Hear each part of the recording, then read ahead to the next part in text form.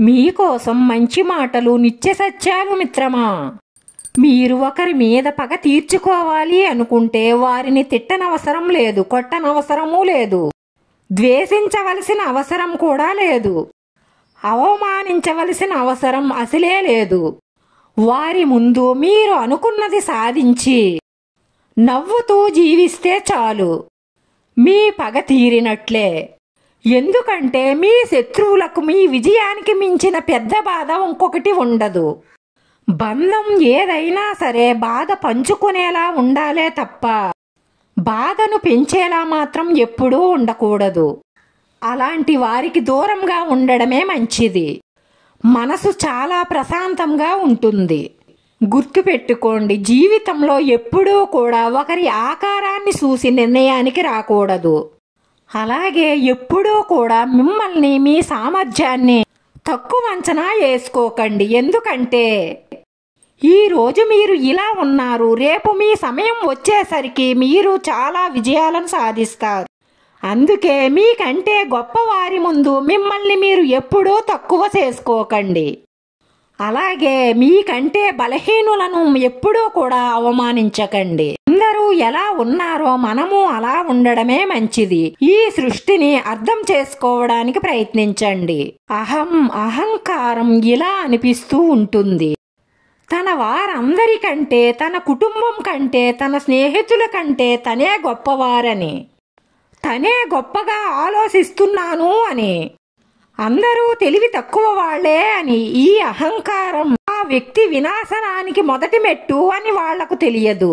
కాబట్టి ఇలాంటి అహం ఉన్న ఎవరన్నా సరే అహాన్ని విడిచిపెట్టేయండి.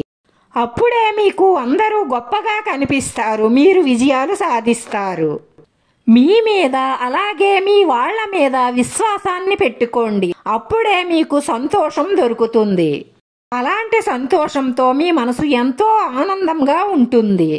గుర్తుంచుకోండి, ఒక ప్రేమికుడు తన ప్రేయసి హృదయం గెలిచినప్పుడు తనకంటే గొప్పవారు ఎవ్వరూ ఉండరు. ఎవరైతే మన మనసులో ఉన్న బాధను తీసేసి అందులో ప్రేమ రంగులను నింపుతారో వారికంటే పవిత్రులు ఇంకెవ్వరూ ఉండరు. అది మాత్రం మీరు ఎప్పటికీ మర్చిపోకండి. కఠినమైన పరిస్థితులు వచ్చినప్పుడే ఆ వ్యక్తి యొక్క శక్తియుక్తులన్నీ బయటపడతాయి. కాబట్టి వాటినే అదృష్టంగా భావించండి. ఎందుకంటే వాటిని ఎదుర్కొనే శక్తి మీలో ఉందో లేదో తెలుసుకోవడానికి ఒక అవకాశాన్ని ఇస్తున్నాయి. నిజానికి మన సమస్యలే మన శక్తులు. వాటిని ధైర్యంగా ఎదుర్కోండి. ఇక మీకు ఏ మాత్రం భవిష్యత్ అంటే భయమే ఉండదు. ప్రశాంతంగా ఉంటారు. అలాగే ఏ చింత లేకుండా ఆనందంగా జీవిస్తారు. జీవితంలో మనదైన రోజు వచ్చేంత వరకు మనది కాని మాట ఇలా పడుతూనే ఉండాలి. కాదనగలరా? నల్ల మబ్బుల చీకటిని చూసి ఎప్పుడూ భయపడకు. చీకటిని సేధించే వెన్నెల కూడా ఉంటుందని గుర్తించు. రేపటి రోజు రాజులా బ్రతకాలి అంటే ఈ రోజు కూలీగా కష్టపడవలసిందే. ఈ రోజు నువ్వు ఇలా ఉండడానికి కారణం నిన్నటి వరకు నువ్వు చేసిన పనే. ఈ రోజు నువ్వు చేసే పని నీ భవిష్యత్తును నిర్ణయిస్తుంది. ఇది ఎప్పటికీ మర్చిపోకండి. ఎంత వీలైతే అంతా కష్టపడండి. మీ పూర్తి మొత్తాన్ని ఆ పనికి కేటాయించండి. ప్రతి సమస్యను ధైర్యంగా ఎదుర్కోండి.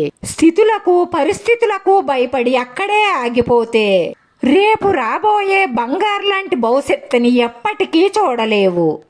ఏదైనా సరే సాధించాలన్న సంకల్పం బలంగా ఉంటే తప్పకుండా ఈ విశ్వం మొత్తం మనకి అనుకూలంగా మారి సహకరిస్తుంది. గుర్తుంచుకోండి, లక్షలో ఒకడుంటాడు. ఓటమి కనిపిస్తున్నా, గాయాలు వేధిస్తున్నా పోరాటాన్ని ఆపకుండా చరిత్రను లెక్కించేవాడు. అది మీరే ఎందుకు కాకూడదు? ధైర్యంగా పోరాడండి, విజయాలను సాధించండి.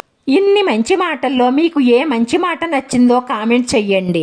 వీడియో నచ్చితే లైక్ చేయండి, షేర్ చేయండి, సబ్స్క్రైబ్ చేసుకుని పక్కనే ఉన్న బెల్ ఐకాన్ క్లిక్ చేస్తే నేను పెట్టి ప్రతి వీడియో కూడా మీకు వెంటనే నోటిఫికేషన్ వస్తుంది. ధన్యవాదాలు మిత్రమా.